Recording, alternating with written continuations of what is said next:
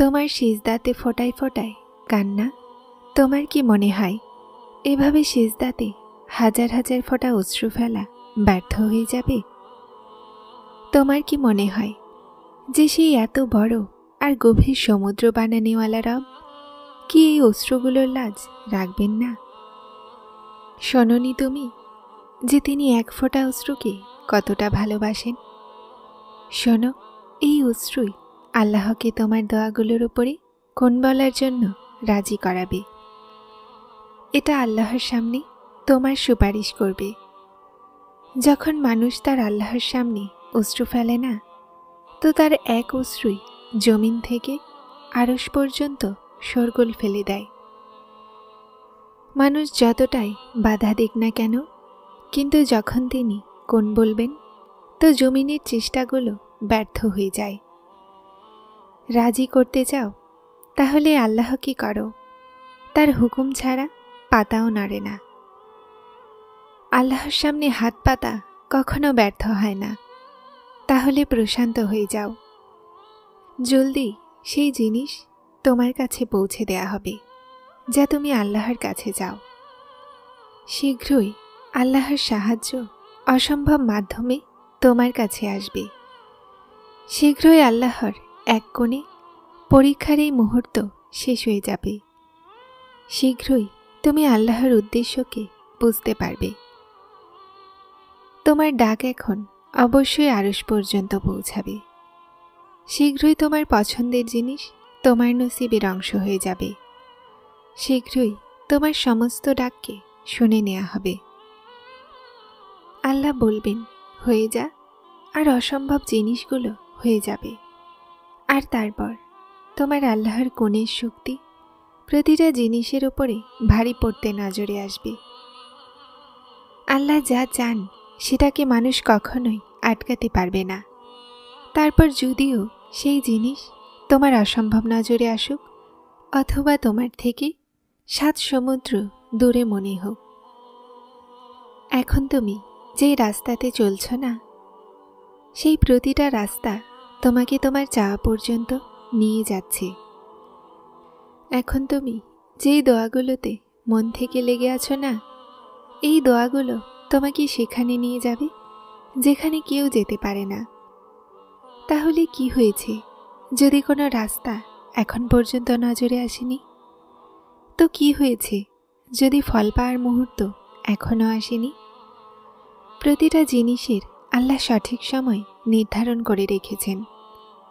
সেই সঠিক সময়ে মজেজাও হবে, আর জিনিসগুলো উত্তম বানিয়ে ফিরিয়েও দেয়া হবে। বিশ্বাস রাখো, আল্লাহ যা তোমার জন্য লিখে দিয়েছেন সেটা শেষমেশ তুমি অবশ্যই পাবে। আর তারপর আল্লাহ ছাড়া কে আছে? আর তারপর আল্লাহ ছাড়া কে আছে তোমার, যে তোমার কষ্ট বুঝবে? আর তারপর আল্লাহ ছাড়া কে আছে যে তোমাকে আশ্রয় দিবে?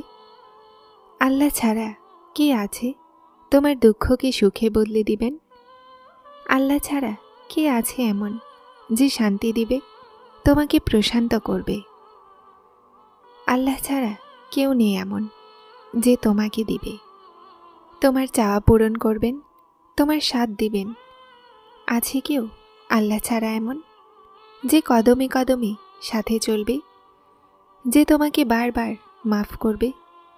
মনে রাখো, কেউ নেই আল্লাহ ছাড়া যে তোমাকে বারবার মাফ করবে। মনে রাখো, কেউ নেই আল্লাহ ছাড়া যে তোমাকে দিতে পারবে। আল্লাহ আমাদের সবার দোয়াগুলোকে কবুল করুক, আমিন। আর তারপর তিনি তোমার সমস্ত দুঃখ দূর করে দিবেন। যেই জীবনের ওপরে হতাশ তুমি, সেই জীবনকেই প্রশান্ত করে দিবেন। তুমি তার সাথে কথা বলতে থাকবে, তো মুহূর্তেই তিনি তোমার এলোমেলো সমস্যার সমাধান করে দিবেন। শুধু সবর রাখো, উনি সমস্ত দুঃখকে সবরে বদলে দিবেন। মন যখন জিদহীন হয়ে যায়, তো রাস্তা হারিয়ে যায়। রাস্তা সহজ চাও তো আল্লাহর কাছে দোয়া করো। আল্লাহ হয়তো রাস্তা দেখান, গন্তব্যের ঠিকানা দেন, হারিয়ে যাওয়া রাস্তাগুলো সেখান থেকেই শুরু হয়, গন্তব্যগুলো সেখান থেকেই পাওয়া যায়। শুধু তাওয়াক্কুল আর সবরের সাথে চলতে থাকো। শুধু বিশ্বাস রাখো সেই রবের উপরে। সামনে গন্তব্য পর্যন্ত আল্লাহ পৌঁছাবেন ইনশাআল্লাহ। আল্লাহ ভালোই জানেন তুমি কত কষ্টের মধ্য দিয়ে অতিক্রম করছো। আল্লাহ আমাদেরকে পরীক্ষায় ফেলে অনেক নিয়ামত দান করেন। শুধু সবর করো, আল্লাহ খুব জলদি তোমাকে শান্তি দান করবেন। আল্লাহ কোন বলবেন আর তোমার ভাগ্য বদলে যাবে।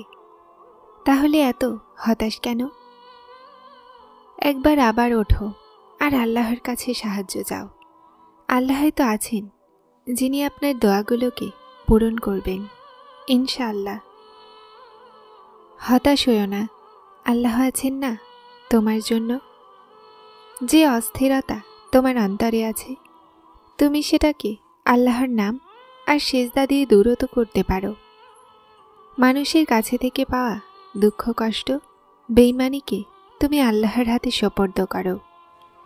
সেই অন্তরগুলোকে বানানিওয়ালা, তোমার কি মনে হয় উনি তোমার মনের ক্লান্তি সম্পর্কে অবগত নন? বিশ্বাস রাখো, আল্লাহ তোমাকে সামলে নিবেন।